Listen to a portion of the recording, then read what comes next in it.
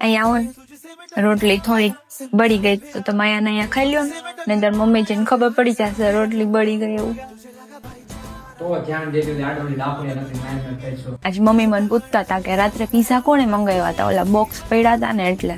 તો તમે મારું નામ ન દેતા, મેં કીધું તમારા દીકરાને ભૂખ લાગી ને એટલે મંગાવ્યા હતા. એટલે મેં તો કીધું બોક્સ નાખી દીધી, રાતે નથી કીધું બોક્સ કચરામાં નાખજે, બહાર ના મૂકી દઉં ના પાડું. તમે દઈ આવશો મહેમાનને પાણી? મને બહુ શરમ આવે, દઈ આવો પ્લીઝ.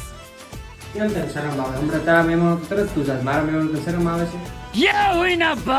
આજે હું બહુ થાકી ગઈ તો તમે મમ્મીને કહી દો ને કે તમને બહાર જમવા જવાની ઈચ્છા છે, તો આપણે બધા હારે જમતા આવી બહાર. બધે મારું નામ દેવાનું, કાંઈ વાંધો રાજનિકા કહી દઉં.